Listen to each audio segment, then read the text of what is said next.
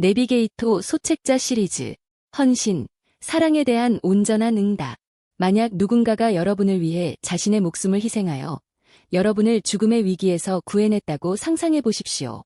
아마 여러분은 평생 그 사람에 대한 감사와 빚진 마음을 가지고 살아갈 것입니다. 그리고 만약 그 사람이 여러분에게 어떤 부탁을 한다면 여러분은 그 부탁을 외면하기 어려울 것입니다.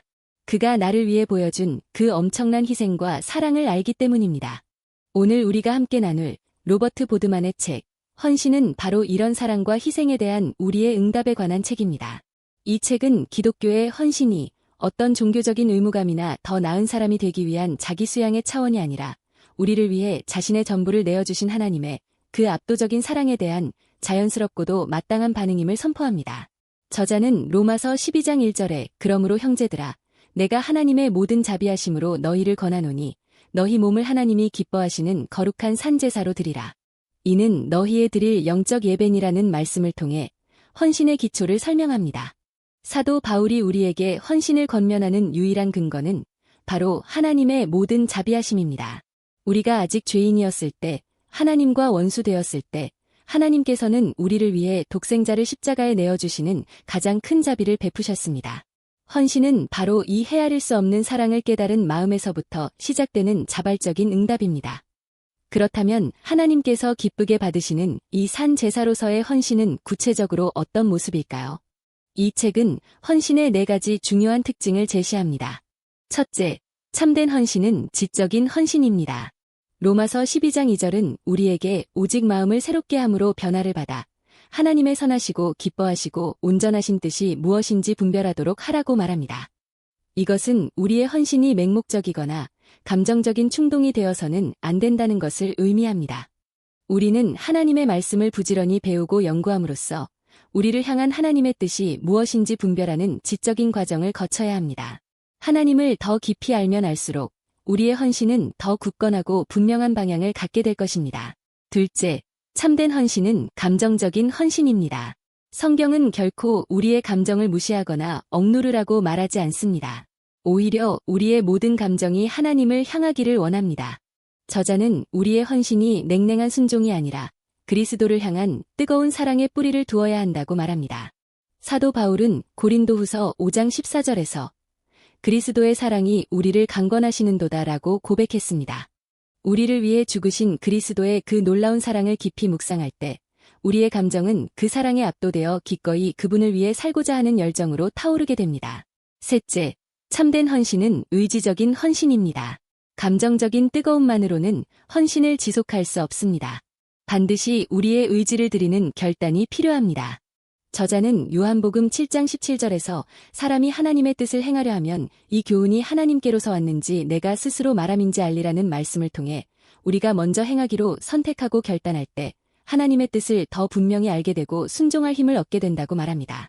우리의 의지를 꺾고 하나님의 뜻에 굴복시키는 것이야말로 헌신의 가장 중요한 부분입니다. 마지막으로 참된 헌신은 몸으로 드리는 헌신입니다. 로마서 12장 1절은 우리의 몸을 산제사로 드리라고 구체적으로 명합니다. 이것은 우리의 헌신이 추상적인 마음의 다짐에만 머물러서는 안 되며 우리의 시간과 재능, 건강과 재물 등 삶의 모든 실제적인 영역을 통해 표현되어야 함을 의미합니다. 우리의 눈은 무엇을 보고 우리의 귀는 무엇을 들으며 우리의 손과 발은 어디를 향하고 있습니까? 우리의 몸이 거룩한 산제물로 드려질 때 우리의 헌신은 비로소 완성됩니다. 이 책은 헌신을 가로막는 가장 큰 장애물이 바로 세상의 가치관이라고 지적합니다.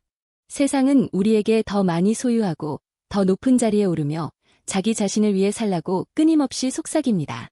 그러나 하나님의 나라는 정반대의 원리로 움직입니다. 그곳에서는 자기를 부인하고 자기 십자가를 지며 다른 사람을 섬기는 자가 가장 큰 자로 인정받습니다.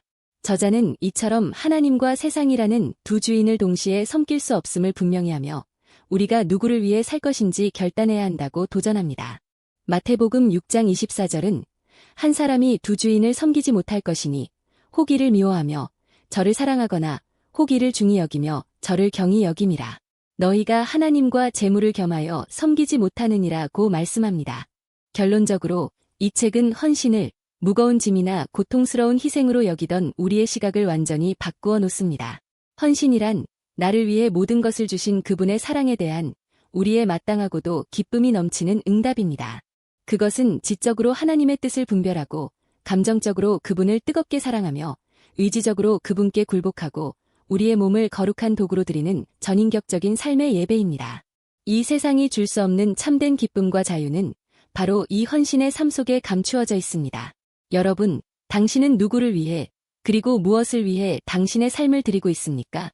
오늘 이 시간 우리를 향한 하나님의 그 놀라운 자비와 사랑 앞에 우리의 삶 전체를 기쁨으로 드리는 이 거룩한 부르심에 응답하는 여러분 모두가 되기를 간절히 바랍니다. 삶을 위한 적용과 실천. 첫째, 나의 헌신 동기 점검하기. 당신이 교회에서 봉사하거나 다른 사람을 돕는 등 헌신적인 행동을 할 때의 주된 동기는 무엇입니까? 다른 사람의 인정이나 칭찬, 혹은 종교적인 의무감입니까? 아니면 나를 위해 십자가를 지신 그리스도의 사랑에 대한 감사와 감격입니까?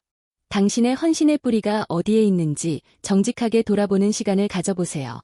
둘째, 몸으로 드리는 헌신 계획하기. 이번 한 주간 당신의 몸을 사용하여 하나님을 섬길 수 있는 구체적인 행동 계획을 한 가지 세워보세요.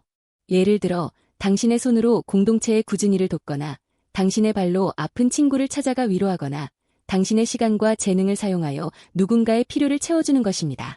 셋째, 두 주인 사이에서 결단하기. 현재 당신의 마음을 가장 강하게 사로잡고 있는 하나님과 경쟁하는 세상의 가치는 무엇입니까? 그것은 재물에 대한 욕심일 수도 있고 성공에 대한 야망이나 사람들의 인기에 대한 갈망일 수도 있습니다.